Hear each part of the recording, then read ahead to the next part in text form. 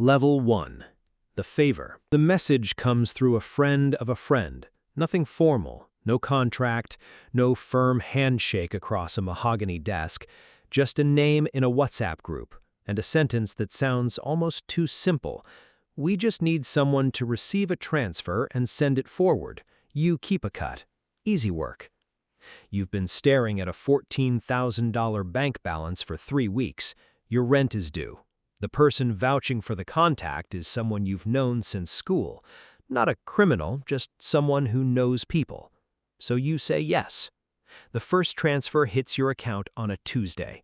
800 USD equivalent, clean as anything. Your instructions are simple.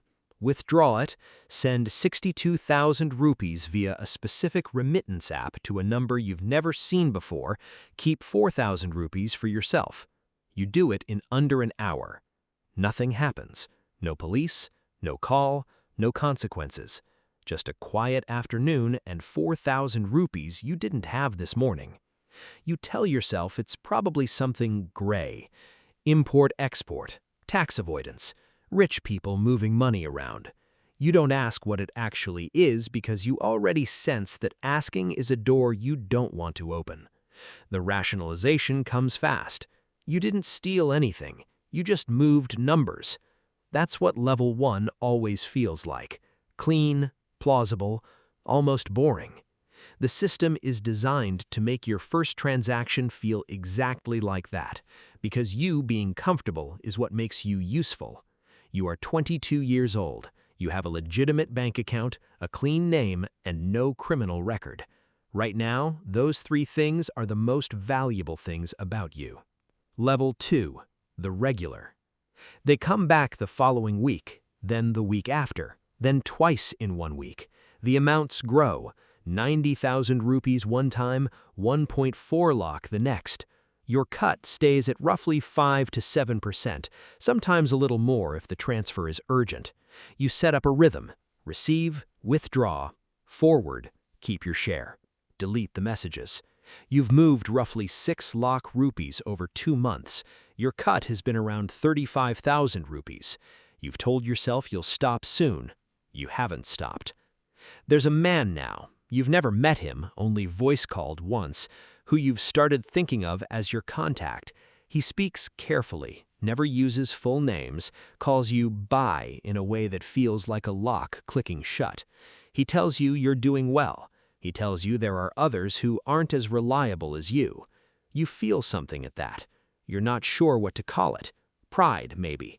Or the feeling that you're visible to someone who matters. This is the first psychological trap, and you walk into it without noticing. At level 2, you start making small adjustments. You open a second account at a different bank, just to spread things out, you tell yourself. You start withdrawing in cash more consistently. You stop mentioning any of this to anyone. You've done nothing that feels dramatic. No violence, no confrontation, no dark room with dangerous men. But you are now, by every legal definition, a money laundering facilitator. The transaction records exist. Your name is attached to accounts that have already pinged automated fraud detection at 2 different financial institutions. You don't know this. You know only that the money is reliable, the contact is calm, and you have not been caught. That last part has started to feel like evidence that you're doing something right. Level 3. The trusted node. Your contact introduces you to a structure. There are others like you. He doesn't say how many, but the phrasing implies a network. You were told that you've been reliable enough to handle a higher volume. This means bigger transfers, tighter windows, and a new layer of instruction. You are now responsible for coordinating 2 other people below you. You don't recruit them, they're handed to you. 2 names, 2 phone numbers, a brief explanation. They receive, you consolidate, you forward up. Simple. You've been promoted. You didn't ask for it. That's important. The system never asks if you want more responsibility. It simply gives it to you and waits to see if you'll carry it. You carry it. Now you're moving roughly 8 to 12 lakh rupees a month across multiple accounts. Your take has grown to somewhere between 50,000 and 70,000 rupees monthly, sometimes more if the transfer is urgent. You've paid off your credit card debt. You've bought a decent phone. You've stopped looking at your bank balance with anxiety. You manage the two people below you the way your contact managed you, carefully, warmly, without full information. You tell them it's gray market trade. You tell them the risk is minimal. You believe this slightly less than you say it. Something has shifted in how you carry yourself. You are calmer now in situations that would have made the old you nervous. Someone mentions the ED or financial crimes casually in conversation, and your heartbeat changes for exactly 1 second before you smooth your face back to neutral. You have learned to control your face. That is not a small thing. The first time one of your two people below you asks a question you can't answer, you hear yourself use your contacts technique. You redirect, you reassure, and you make the question feel unnecessary. It works. You have become, without intending to, a manager. Level 4. The operator. There's no single moment when you become professional. It accumulates. You now oversee 6 accounts. Some yours, some of the people you've recruited yourself over the past several months. You have a standing daily check-in structure. You know when funds are expected, from which direction, and where they need to move by what time. The people above you in the chain have started giving you operational context you weren't given before. Not everything, you still don't know who the money ultimately belongs to, but enough. You know which transfers are tied to cyber fraud operations out of specific call center clusters. You know some of the money flows through crypto conversion before hitting your layer. You know the term placement now and layering and why your role exists. You are the friction reducer between dirty origin and clean destination. You know this, and you continue.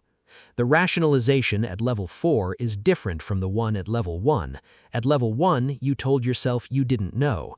At level 4, you can't say that anymore. So the story changes. The money exists whether I'm involved or not. If I step away, someone else does it. I'm not hurting anyone directly. You say this clearly and calmly to yourself. You almost believe it. Your contact has changed. The person you originally spoke with is no longer in the picture. He was apparently moved sideways or removed for reasons you were not given.